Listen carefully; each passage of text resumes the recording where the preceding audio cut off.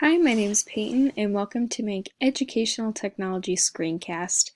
I am focusing on the UDL guideline of fostering collaboration and community. One resource that I found was this website here. It is called voicethread.com, and then I am currently in the products for K-12, just because that's what I would focus on using this tool. And what VoiceThread is it's a platform where students can develop critical thinking, communication, collaboration, and creativity skills. So let me just explore a little bit of this website. So here we just can see how there is something going on, and then I have people that can comment on whatever is happening. So maybe students are collaborating for a group project, or someone's doing presenting and people are giving feedback. I can see that. I can also see all of these features here. There's annotating, there's commenting, sharing, creating, collaboration, math instruction, and interactive video commenting. So if students have missed class, this is a good way to go back, go through notes, something that they missed. And just gives a different platform, which I think the universal design learning is all about, giving alternate platforms to reach all students in the classroom. The cost for this is about $79 a year. You can get district-wide or just classroom-wide. The resource, it looks just like a really quality resource, so I think that's where the price comes from.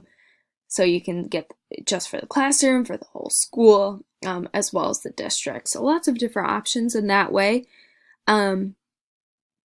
I have already given some examples. In the classroom here, we can just see how it is safe for students to use with these policies that they have here. And just a review that someone said in a public school district was that VoiceThread encourages student-centered learning and engagement, which I think is the whole purpose behind this UDL guideline here.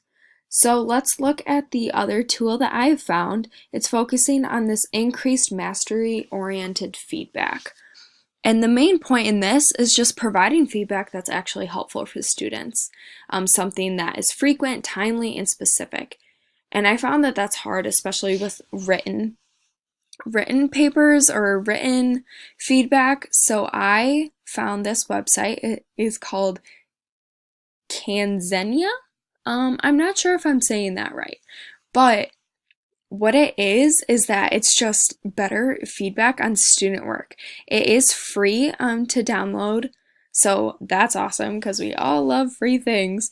And then it's just attached to Google Docs, and what it is that you can review, give feedback with using voice comments.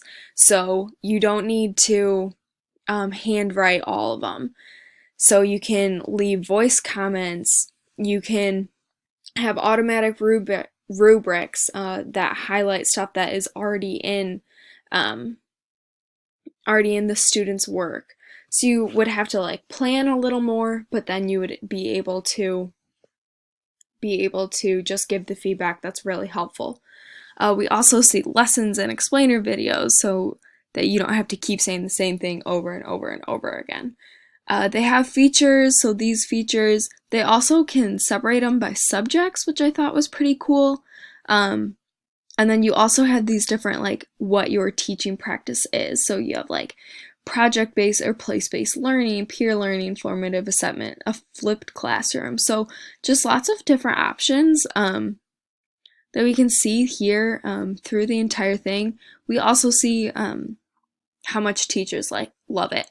We read this, Jenna, as a AP English teacher. We've gained a lot of class time back since my one-on-one conferences now take place directly on students' writing.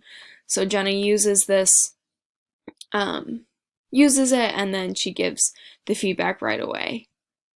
Here's just more examples, and that's how many teachers are currently using it. So I think that shows how good this website really is, and I thought it would be good to just increase that mastery-oriented feedback. Thank you.